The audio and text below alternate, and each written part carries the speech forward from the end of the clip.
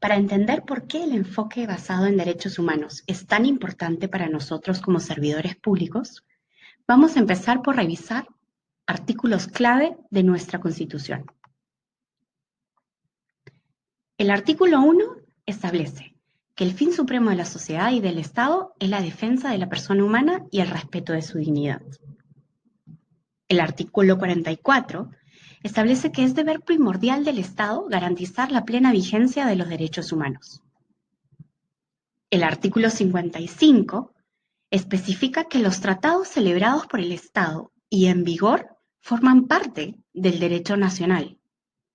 Y en la cuarta disposición final y transitoria, se especifica que las normas relativas a derechos y libertades reconocidas por la Constitución se interpretan conforme a la Declaración Universal de Derechos Humanos y los tratados y acuerdos universales que sobre la materia ha ratificado el Perú. Esto quiere decir que la Constitución está estableciendo que 1.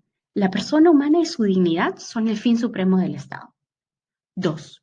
El Estado tiene el deber de garantizar los derechos humanos. 3. Para hacerlo, debe considerar lo establecido en los tratados y acuerdos internacionales sobre derechos humanos que ha ratificado el Perú. Y 4. Los tratados y acuerdos internacionales, al ser ratificados, pasan a ser parte del ordenamiento jurídico nacional. ¿Y qué son los derechos humanos? Según la Declaración Universal de Derechos Humanos del 48, los derechos humanos son titularidades inherentes a todas las personas, sin distinción alguna, de raza, color, sexo, idioma, religión, opinión política, origen nacional o social, posición económica, nacimiento o de cualquier otra condición. ¿Y cuáles son las características de los derechos humanos? Que son universales, de todos y todas, que se centran en la dignidad y valor igual de todos y todas, que son iguales, indivisibles e interdependientes, que no pueden ser suspendidos o retirados, que imponen obligaciones a los estados, que son garantizados por la comunidad internacional, que son protegidos por la ley y que protegen a los individuos y hasta cierto punto a los grupos. Y entonces, ¿qué es un enfoque basado en derechos humanos? El enfoque es un marco conceptual y metodológico orientado a la promoción y protección de los derechos humanos. Y como tal comprende un conjunto de normas jurídicas nacionales e internacionales, principios éticos ejercidos individual e institucionalmente, así como políticas públicas aplicadas por el Estado que involucran a actores públicos y privados y que empoderan a titulares de derechos a ejercer y exigir sus derechos. El enfoque se concreta en actitudes que llevan a la práctica el ideal de la igual dignidad de todas las personas, promoviendo cambios en las condiciones de vida de los sectores de la población que se encuentran en condición de mayor vulnerabilidad. Aquí vemos una propuesta de cómo podemos asegurar la aplicación o la incorporación del enfoque basado en derechos humanos. Y vemos que hay 4 elementos clave que tomar en cuenta. Vamos a ver cada uno de ellos. El primer elemento clave consiste en poner en el centro a la persona.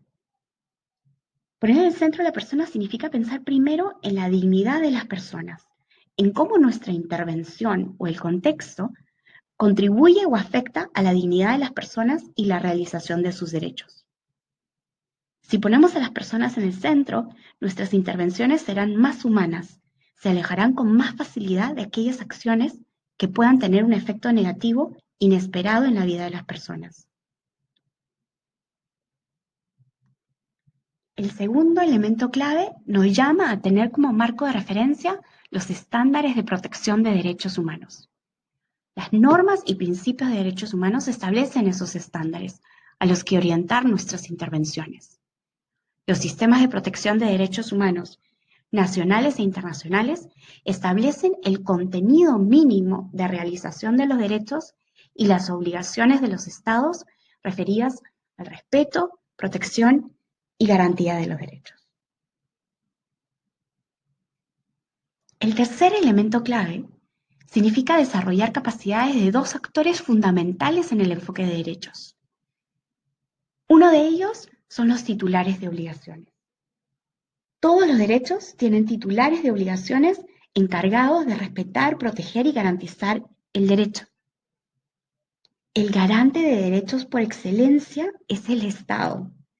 Al ratificar los tratados internacionales de derechos humanos, el Estado asume el compromiso internacional de cumplir con las obligaciones que estas normas especifican.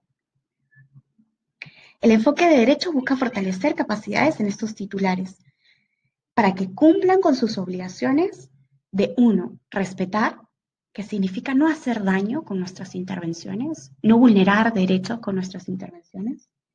Dos, proteger, es decir, asegurar que terceros no vulneren los derechos de las personas.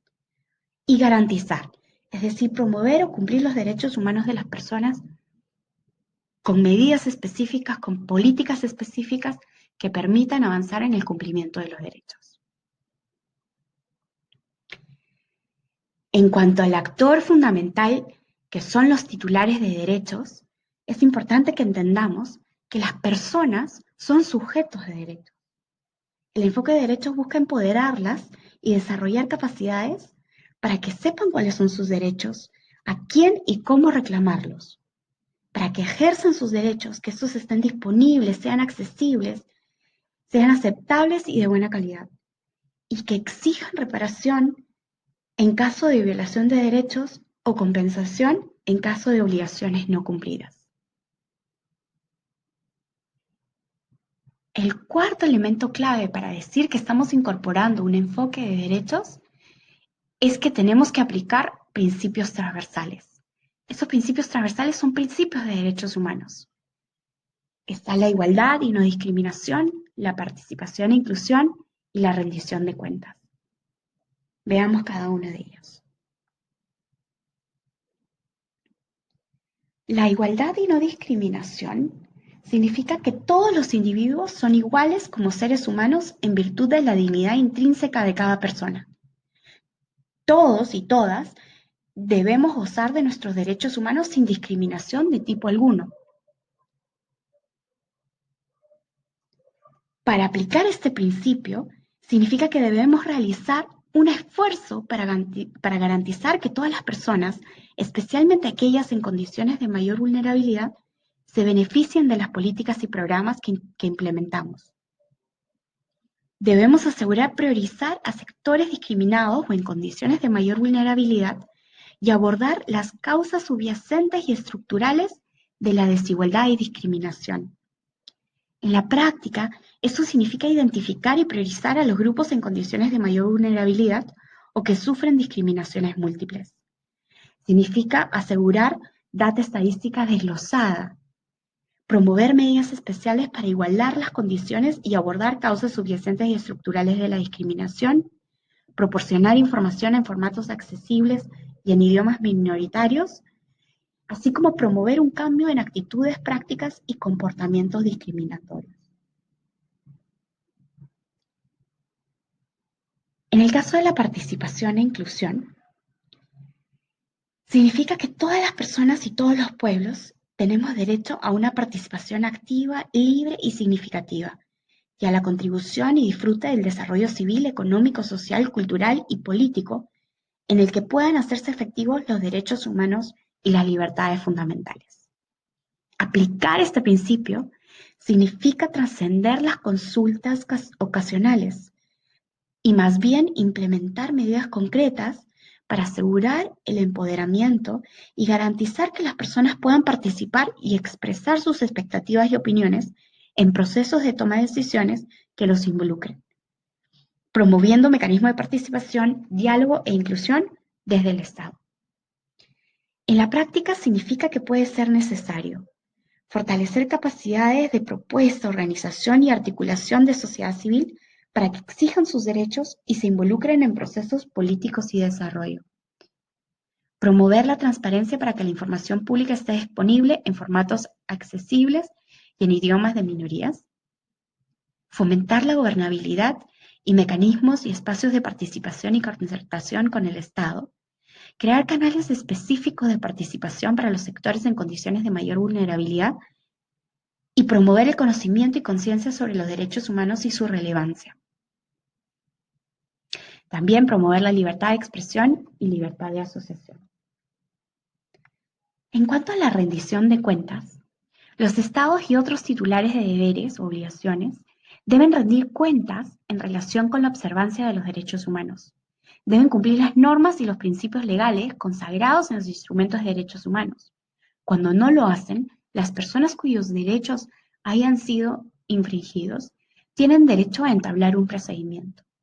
Aplicar este principio requiere contar con mecanismos de rendición de cuentas, reclamos y reparación en casos de vulneración de derechos, que sean accesibles, transparentes y efectivos, y que den cuenta de cómo se está avanzando en la realización progresiva de los derechos.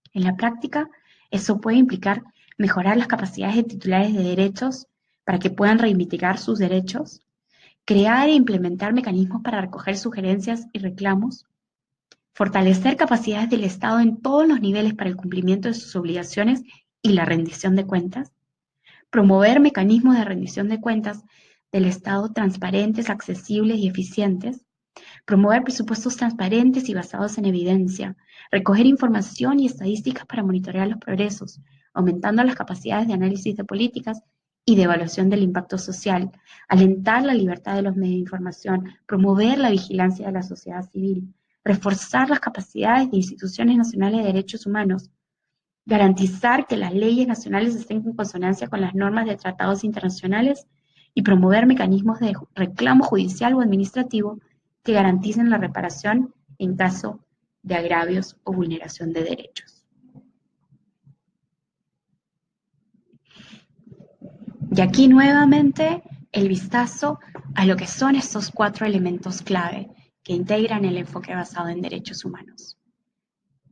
Para decir que estamos aplicando este enfoque, es necesario que tomemos en cuenta los 4 elementos, que pongamos en el centro de la persona, que tengamos como referencia los estándares de derechos humanos, que desarrollemos capacidades como titulares de obligaciones, pero que también desarrollemos capacidades en los titulares de derechos, y que apliquemos los principios transversales de igualdad y no discriminación, de participación e inclusión y de rendición de cuentas.